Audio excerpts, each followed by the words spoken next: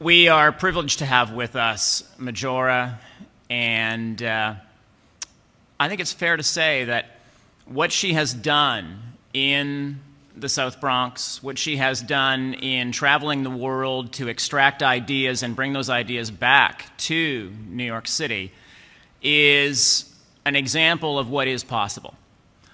She has an extraordinary story to share with us this morning. It is a story about possibilities. It is a story about how you can take a disadvantaged neighborhood and make it a beacon of hope. If we can inspire people on a daily basis, wherever they might be, through the power of an idea, the power of a possibility, the power of a building, the power of a greenway, then we have the potential to unleash something very special indeed. Please join me in welcoming Majora Carter.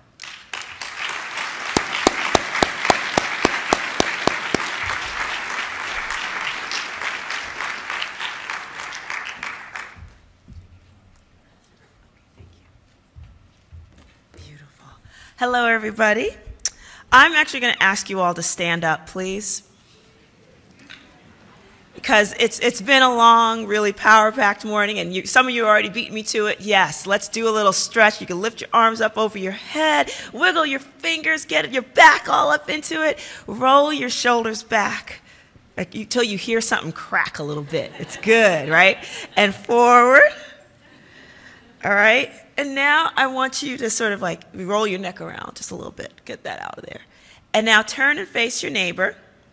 And stick your arms out to the side. Turn and face the neighbor. Just face anybody, your neighbor, the person next to you. Okay, good, good, good, good boys and girls. Now wiggle your arms out a little bit. Now wrap your arms around them and give them a hug.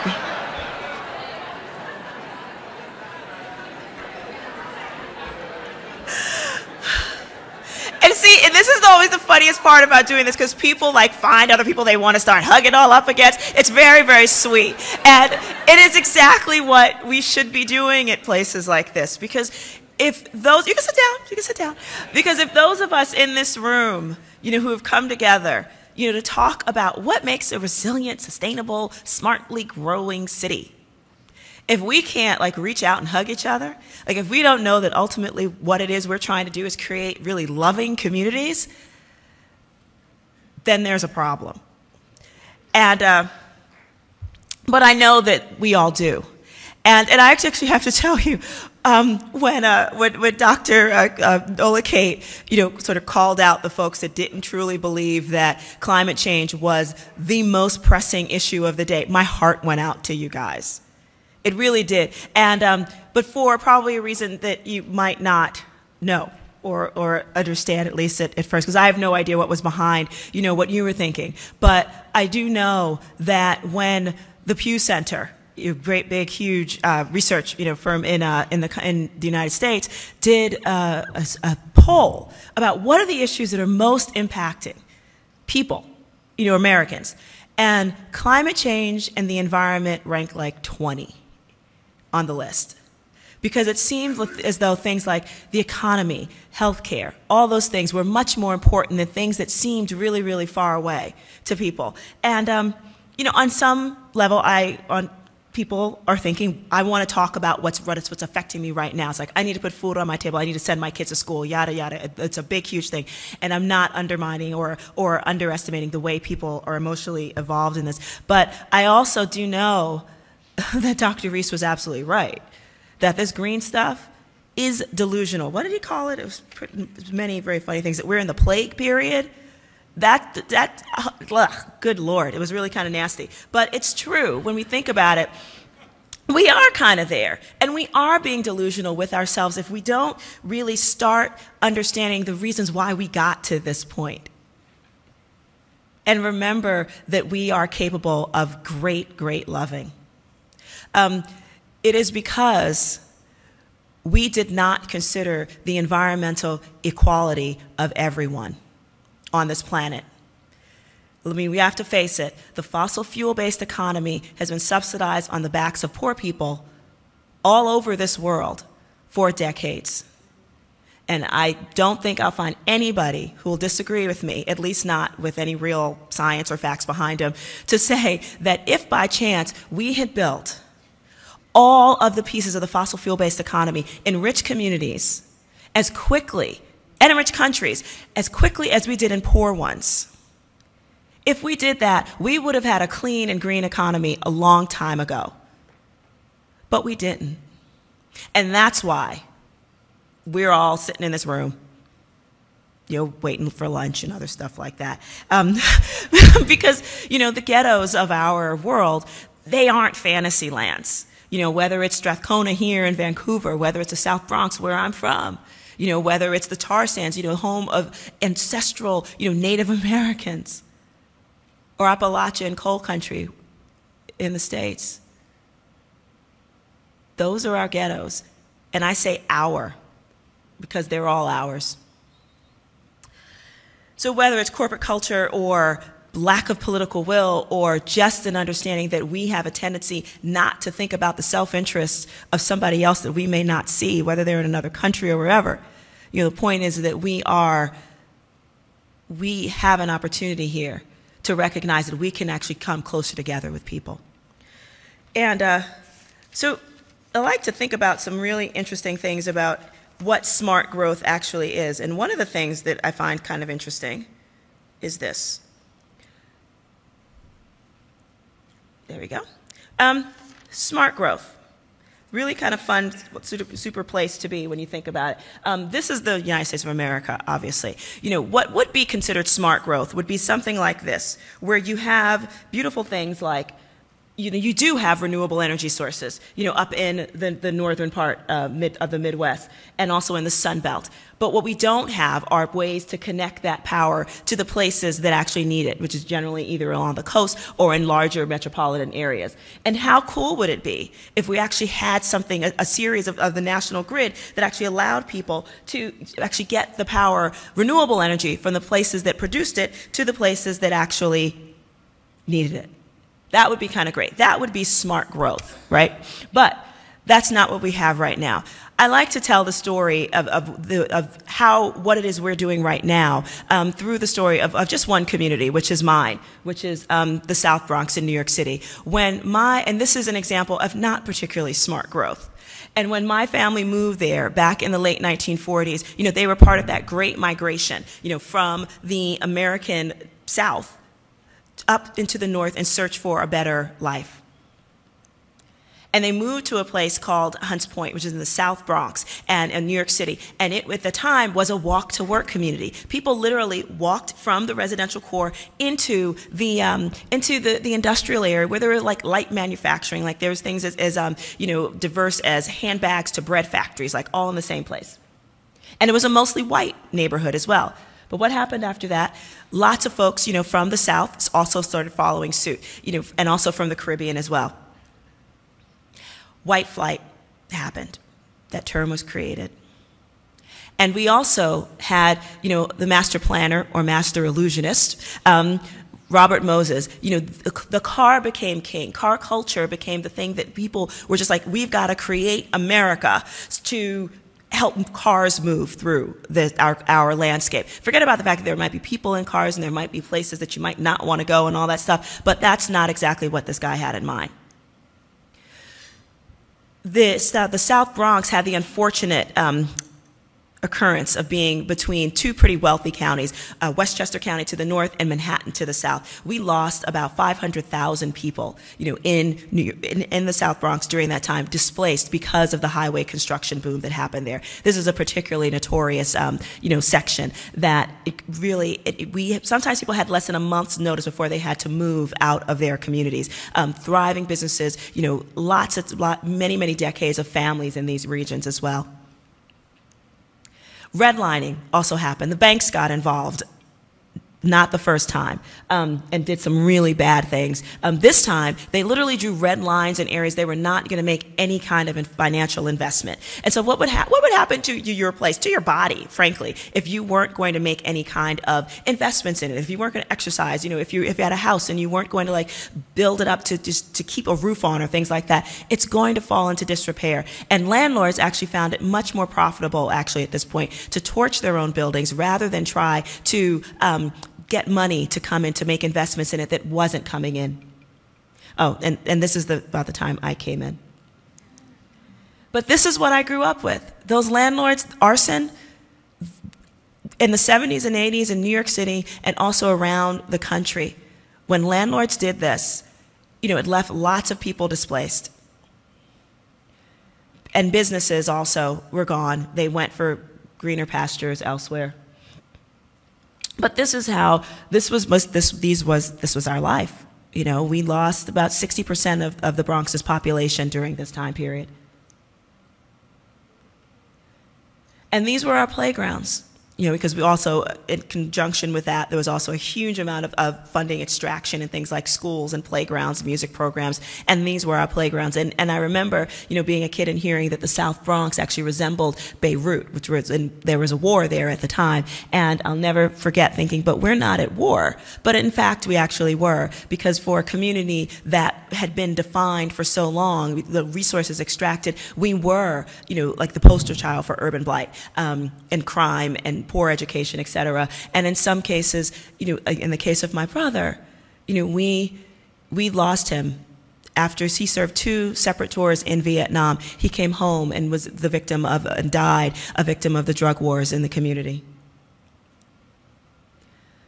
But all of that financial disinvestment kind of set the stage for all of the environmental degradation that was to come.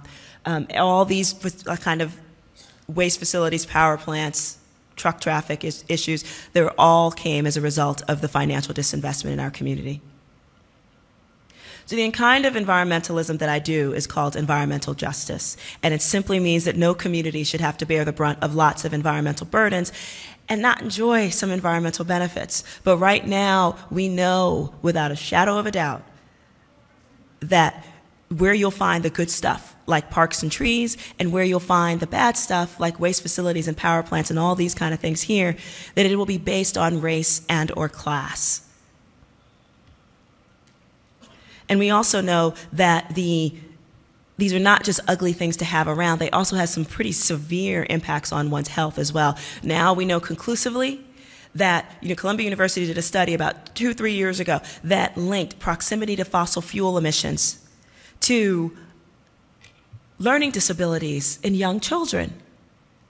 And we know in my country, just like in yours, poor kids go to poor schools, statistically go to jail, not on to higher education. So why are we setting up pathways to prison?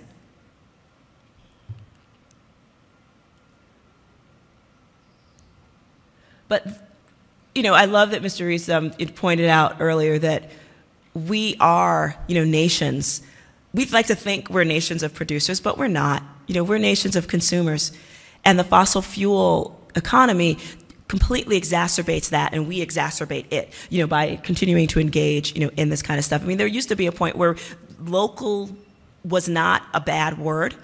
Also wasn't a buzzword or a niche word either. It was just what was. If you got something, it was broken, you got it fixed nearby. People who made stuff, it was manufactured locally. You probably knew who grew some of your food, or at least it was within a short drive or distance between where you got your food and and your table. And these kind of things have changed as a result of, the fact that this globalization thing has just expanded our world to the point where we don't have to worry about anything except stuff like this.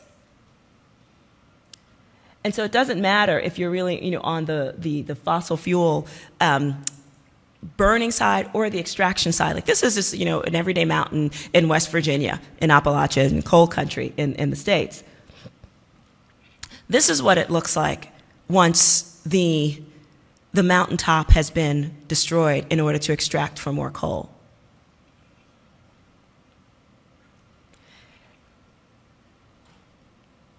This isn't coal country in my country. These are tar sands up here.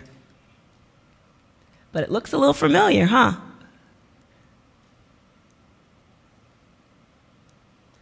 But to know that this is what we're doing to the land at any given moment of the day, to know that those beautiful ecosystems, boreal forests, the Appalachian Mountains are actually some of the most diverse ecosystems, north of the Amazon rainforest, because it has like different topographies going up and down those mountains.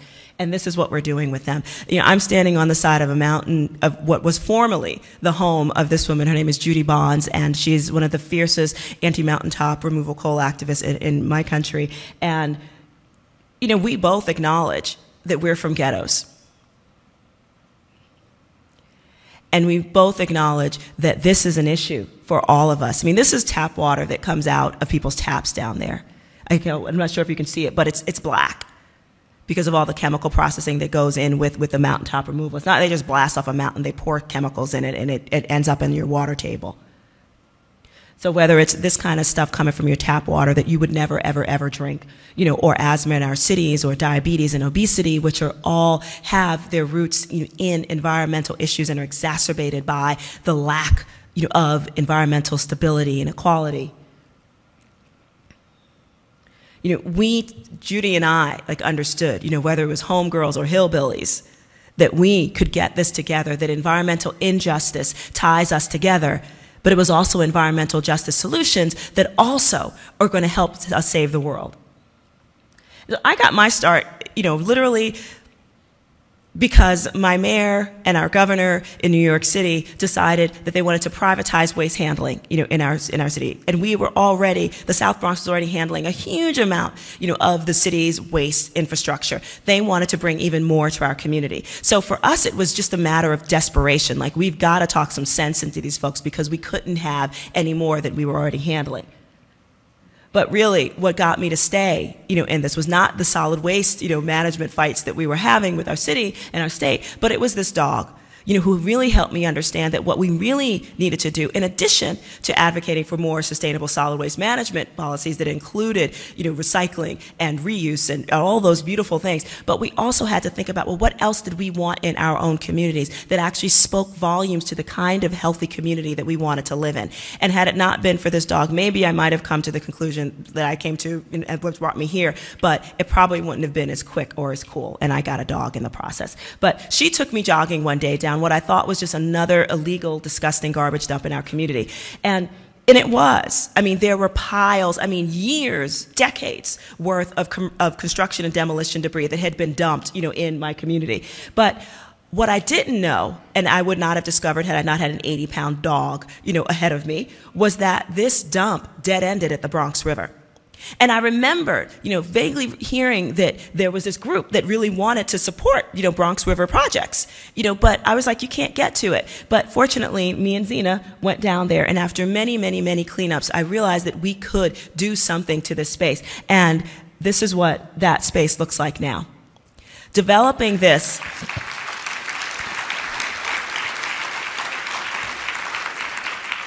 really thinking and asking ourselves, what did we want in our community?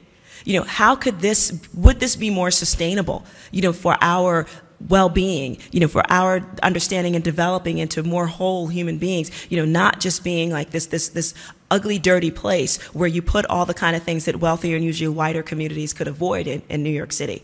But how could we show that we were also just as beautiful and make sure that the environment reflected what we felt about ourselves? This gave us an opportunity to do that.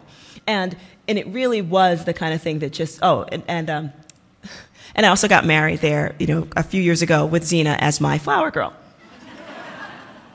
But it wasn't just the idea that this was just a beautiful place. It was, and we absolutely needed that. But we also knew that this provided a real opportunity for our community, that all the concrete that wasn't there, all the fact that these were green open spaces that would actually help clean the air, that people would think of these things when they thought about their own health associated with it. And it also made us think, well, what else could we do? And we decided, we actually got wind, of a federal transportation proposal that was going to, to design a greenway. And it was the largest infusion of planning-related money to come into my community that was not waste-related. And it was to design a $1.25 million planning and feasibility study for the South Bronx Greenway. And the Greenway is really simply just, a connection. I'm in Vancouver, for the love of God. Of course you know what greenways are. But, but this was like, but this was like a big deal in my neighborhood. It's like, it was like, what? And, but the idea that you could actually make connections, that you could basically walk out of your home and walk into a greenway, basically an extension of a park, a little linear park, so to be it. This was like radical to folks. And when people started to understand, like, these could also be stormwater management tools, that you could also, build an economic infrastructure about that, with businesses that actually were conducive to being next door to something like a park or a greenway, people were really excited about this, and they'd never heard of it. But we decided that we were able to raise about $20 million to do some first phase greenway projects. And this one is the street that leads directly down into the park itself. And this is what it's going to look like as we start the work on it.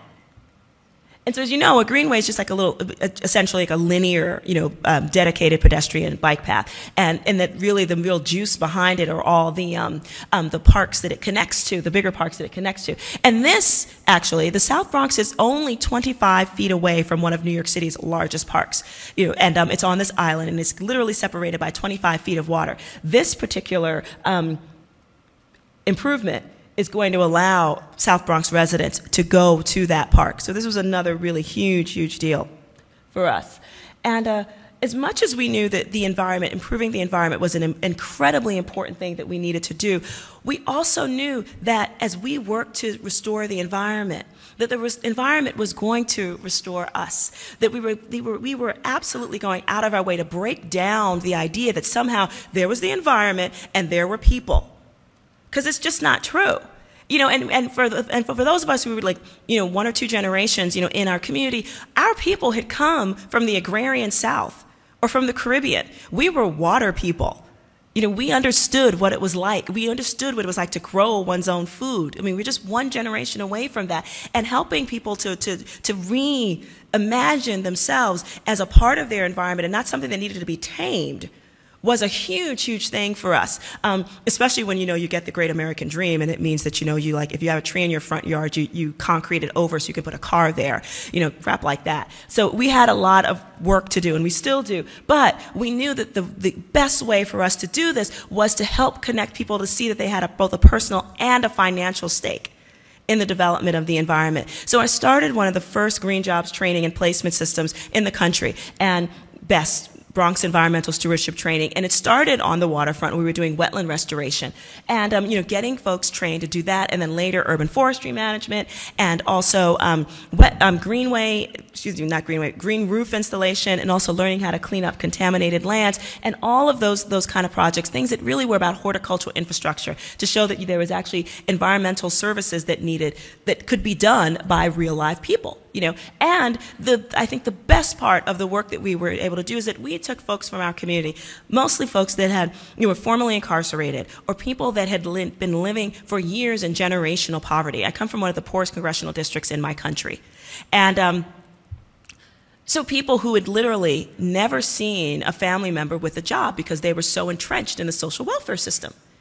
And so in addition to teaching folks the hard skills, of how do you literally learn horticulture so you can figure out which trees need to be planted and where, or how do you, determine which things get planted in a wetland and do the proper restoration. But we also had to teach them the soft skills, like how do you be a leader in your own life so that you can go get up on time to go to a job that's expecting you to be there so that they can count on you, to be a part of a team. Those were also the things that we had to teach people as well. And I love this slide in particular because it shows the success rate that we had. 85% of the people that went through our program actually got jobs. And that is like a crazy good crazy good placement rate for job training programs, especially a job training program that really had no idea what we were doing. We just saw a need. We knew environmental services needed to be done, and we knew we had unemployed people that were there and that needed these jobs to do them. And so we thought, it's like peanut butter and chocolate, two great tastes that taste great together. So that's what we did. But the other piece is just the 10% in college. And remember, most of these folks didn't even have, their general equivalency high school diploma. They had to get it. That was a prerequisite to get into our program. And when people got that, and then to see 10% of them going to college was a huge, huge, huge, huge deal, of which I am so proud of. And I want to keep this particular slide up and go back to something I said a little bit earlier, which is that there is work that needs to be done right now. I am an optimist by nature, but I'm also a realist. I mean, you cannot grow up in the South Bronx and not be a realist. I mean, you know that there are forces out beyond your control that do not care about you. You just know that. But what I have seen, and what I have seen around the world, is that the kind of horticultural infrastructure, whether it's wetland restoration, urban forestry management, all those things actually help to do things that we as a planet desperately need right now. Remember that separation between the environment and people that we've done so well? When you train people to do this work in environmental services, guess what? You're also cooling your cities, which means you're reducing the amount of energy that you're using. It also means that you're absorbing stormwater that's necessary right now. I think the thing that we sometimes forget, even though there's huge bodies of research on it right now, as people work with horticulture, it's called horticultural therapy. We discovered that people's lives get better. There's an amazing study done out in the University of Illinois that looked at this one of America's most notorious housing projects called Cabrini Green, and it showed that for people who lived near just like a little tiny small grove cluster of little street trees, that those were the people where their kids' test scores were higher. Crime rates dropped in those areas.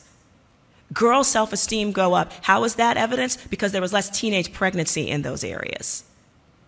Community pride was stronger because people wanted to be outside and together more. Green builds love. It really does, if we're smart enough to do that. And so we need these services. We've got people that need to do it. Let's just do it. And that's, I think, one of the most important things that we can possibly, if you take away nothing, else from this presentation, I hope you take that. And also the fact that there is green means money too. There are businesses that, the likes of which we haven't even fully discovered just yet, that are going to be leaders, in horticultural infrastructure and otherwise, that are going to make this move from the fossil fuel-based economy a thing of the past in the future. I'm so excited about the day when we start thinking that the green economy is not this little niche little slogan, but it's just the economy, and of course it's green, and every job is a green job, for the love of God.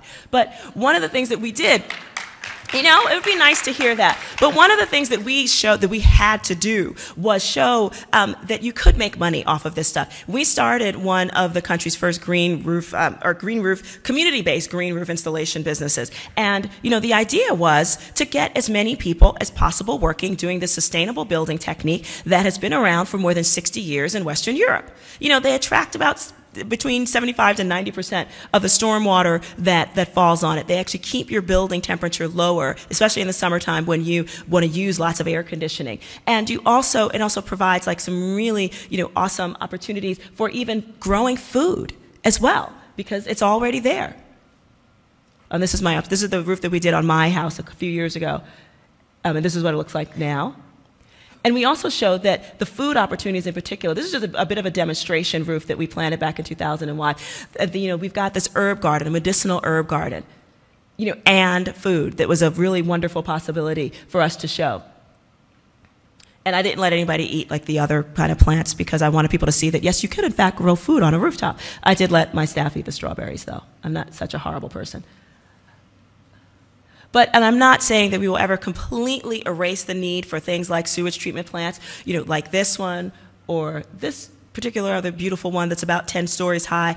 But it does mean that if you reduce the amount of stormwater that has to be managed through these things, then yes, you are reducing, the amount of energy that a municipality uses. And you are not, depressing the property values of people that live near places like this. You are actually causing, a much better use of resources that doesn't depend on these like really single-use energy efficiency inefficient, very ugly places. And also, how cool would it be, just knowing that pretty much every municipal area, about 20% of the surface area is actually rooftops. How cool would it be if we greened up all of those, and how nice would it be for our little friends that are flying south for the winter? And, just so that folks know that I'm not like totally crazy in thinking about this, even the EPA, and this was under George Bush's EPA, for the love of God, they actually came out with a program that said low impact developments, things like green roofs, urban forestry, all of those things were actually dollar for dollar more cost effective than those ugly end of pipe solutions like huge wastewater sewage treatment plants. So it's actually going to cost us less to do this kind of stuff, which I thought was really as a brilliant thing to get out of that administration. And that's about it. But there might have been something else, but I can't think of it right now. But the other thing is like, I do think technology is an excruciatingly important thing. I was one of those people who said that, look, we have all the knowledge that we need, to get, to move us beyond. I mean, granted, it also got us into the problems that we're in right now. But, there's a lot of really interesting, innovative stuff going on right now. Like, for example, Fab Labs. It grew out of a project at Massachusetts Institute for Technology. And, it's basically Fab Lab stands for Fabrication Laboratories. Really simple. You connect personal computers, with fabrication machines, so laser jet cutters and milling machines and water jet cutters and all sorts of those things. And if you know of a specific type of software, and you will because it's all open source, you literally can create pretty much anything your imagination can wrap its head around, to do. And I first heard about these things happening in Ghana, in places that had no hope of being on the grid, but they had lots of sun. A mobile Fab Lab unit was brought in. People made solar collectors, out of like scrap wood and, and some tin foil that was brought in. And basically folks were able to go to correspondence classes, like improve their education. Kids got more schooling, and there were little cottage industries that developed in these villages that had this kind of stuff. And for me, being in the South Bronx, what I wanted to do was make sure that we had another opportunity to cross the digital divide, because we have a huge one, in our community. And I wanted folks to think about that they could be creators and inventors in their own right. But again, we're also a huge repository for all sorts of waste materials. And I'd like to think that waste is just, a construct that's put on stuff. Things always have value if you just know what you're looking for and are being intentional about finding it. And so, like, for example, here, my neighborhood's also home to one of the world's largest food distribution centers. Food comes from all over the world, and it's literally trucked in and trucked out of my neighborhood. It's really difficult to find a decent head of lettuce, an affordable head of lettuce in my neighborhood. But it comes in on these pallet boxes. And some folks that were working in the Fab Lab realized that that wood was actually really nice hardwood that was just going to be trashed, literally. It was going to be incinerated or landfilled in somebody else's community. This is not exactly what we wanted, that was not the legacy that any of us wanted to have. But they realized if they pull those pieces of wood apart and lash them together and ran them through the milling machine, that they could actually make furniture out of it. And this was destined to be incinerated and then inhaled into somebody else's lungs in another poor community. And instead, this and about 4 other beautiful chairs just like it are now in some nice person's living room. And they made, the person who started that project, a nice little tidy sum, which is great. Now, I love this slide. It's a little education for some people though, but since you're all Canadian and really smart, you probably know the answer. But Americans, 5% of the world's population, and we produce 25% of its greenhouse gas emissions. Easy. What a lot of people don't know, but I bet you do, is that we also produce 25%. The world's incarcerated right here on American soil, just south of this border. 1 out of every 100 Americans is incarcerated. And of course, almost all of them are poor. Now, remember, told you about this sweet little guy and how if he lives near some fossil fuel emission sources, he's probably got a better chance of going on to jail rather than higher education, right?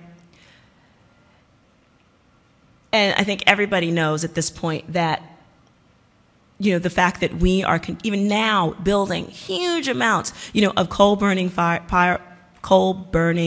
power plants to this day, you know, to create, you know, to continue to support, you know, our need to consume, you know, we know the impact that that has on our global environment.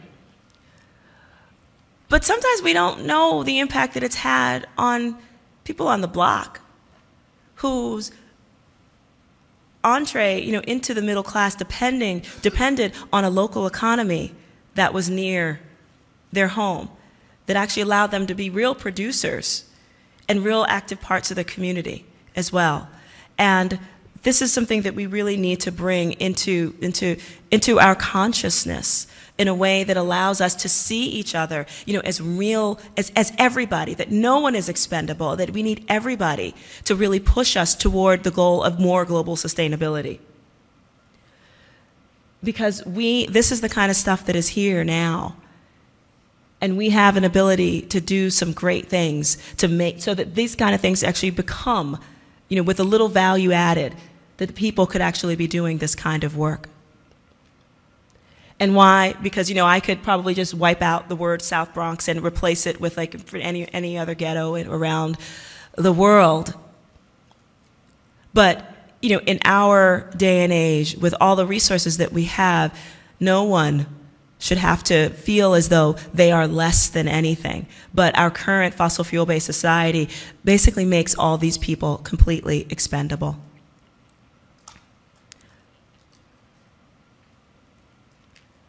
So in my neighborhood, we'd actually thought to do an eco-industrial center that wanted to develop a whole manufacturing facility around the you know, using recycled materials as raw materials. Instead, my city decided that they wanted to put a jail on that same exact spot. So again, those pipelines, it doesn't have to be that way. And it was also, ironically, the same time they were planning their sustainability agenda. But through all this, I did learn a lot, you know, in being in the South Bronx and really, you know, understanding and working with folks in my community and developing interactions and associations even across different stakeholder groups, because we did work with our government officials and our electeds, and we did work with business communities, and we realized that we had much more in common than we thought. In a lot of ways, you know, we're still working toward that goal. But I left the South Bronx, or excuse me, I left Sustainable South Bronx. My headquarters are still in the South Bronx, 2 blocks away from, I walk to work, thank you very much. But the idea was to create a green economic development consulting firm that really worked to unlock the potential of places, because I believe every place has one. It might have been stripped out of it, because people might have considered, or the powers that be might have considered the folks that were there more expendable than others. But I realized that if we start to recognize that our self-interest really is tied up to each other's, then there is no way that you can look at another person, or even people that you don't see, and just assume that they don't matter, because they do. You know, the fate of our whole world is at stake here. So we wanted to learn to lock we already felt that we had the capacity to help others unlock the potential of their places. And some of the places that we're working right now are places that, you know, might not register on anybody's radar screen. Northeastern North Carolina, for example, mostly rural, predominantly poor. It falls right behind the Mississippi Gulf, the Gulf region, and also the Florida Everglades is the area in the United States that's going to be most impacted by sea level rise over the next 20-some years. But it's not a sexy place.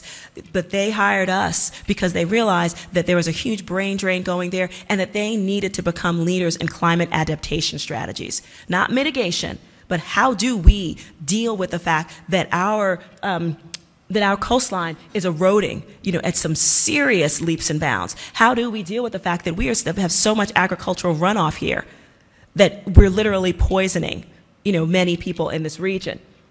And so we're helping them to develop a regional green economic development plan so that they can actually develop those climate adaptation strategies that really bring them into the 21st century. We're also working in inner city Detroit, and, you know, And Detroit, you know, it was America's Motor City. And now this is what it is in the inner city. You know, there are places called, oh, sugar honey iced tea, so sorry about that. So I love this is Brad Pitt. We're also working, as you probably know, we're also working in New Orleans as well. We actually worked with the Make It Right Foundation to help, because they were, you know, Brad Pitt donated a lot of money and got all of his friends to donate a whole bunch of money to build some houses in the lower Ninth Ward, right? Then they realized that the houses do not a community make, and that they would actually also have to work to redesign the whole area if they were actually going to have people living in it. So they're building a whole horticultural infrastructure. The whole city is building a whole horticultural infrastructure program, you know, with porous pavement, green roofs, and the whole shebang, and trying to figure out the best way to plan for the future of this region. And we actually helped design their conceptual green jobs training program. And now back to Detroit. So this is what you'll find on a little walk around Detroit.